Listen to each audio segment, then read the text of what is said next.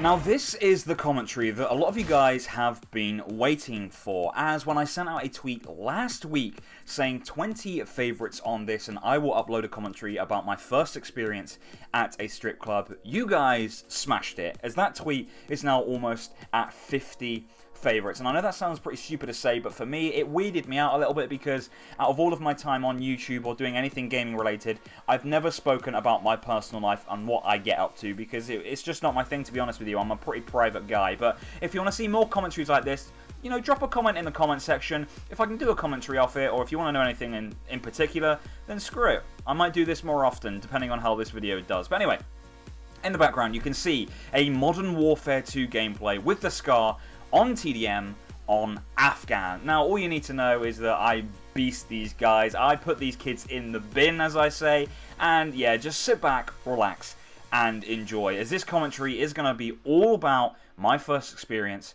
at a strip club last weekend. Now, for those of you that don't know, I am 21 years of age. No, for the goons that tweet me every day saying, you're like 30, why are you still on COD? I'm not 30, I am 21 years of age. So yeah, still pretty young on that front. Well, that's what I tell myself anyway. So I've never been to a strip club. It's never really been my thing. I don't even go out and get pissed too much, to be honest with you.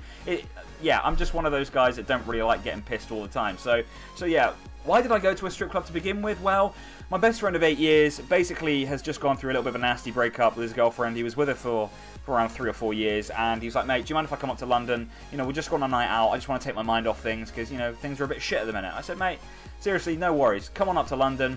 You know, we haven't seen each other in probably about 6 months or so it'll be really good to catch up.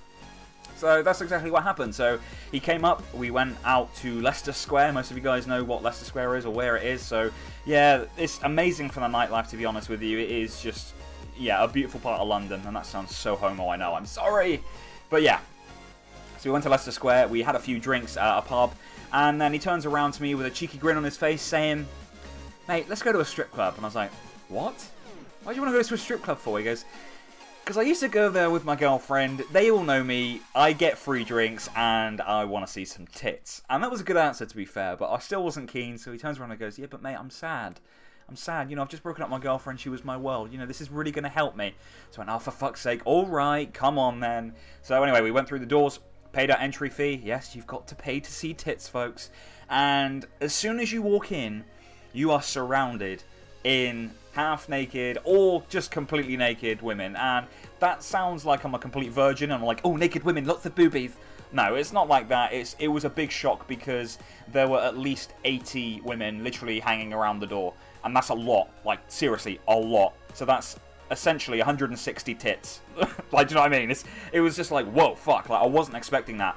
I was expecting you to walk in, potentially be greeted by a couple girls, which, you know, probably with their tits out, and then you go and sit down, you enjoy some dances, and then strippers will come over and talk to you and try and take your money. Now, that's not how it works. You walk in, you literally get surrounded by girls instantly, and they try and undress you straight away. And I know this is like sounding epic and starting like the start of a porn movie, but no, it's not. Most of them are late 20s and Eastern European. Most of them actually been imported from Ukraine.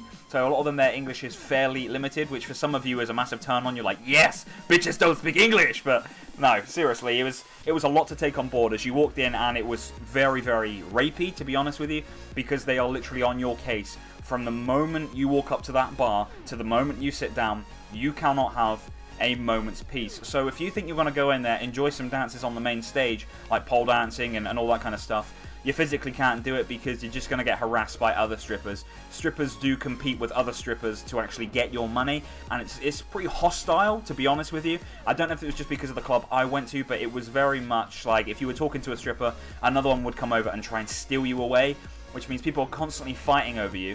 But the thing is, guys, they only want your money. They don't think you're the hottest guy in the fucking club. Do you know what I mean? They don't think you got a big cock because one, they haven't seen it.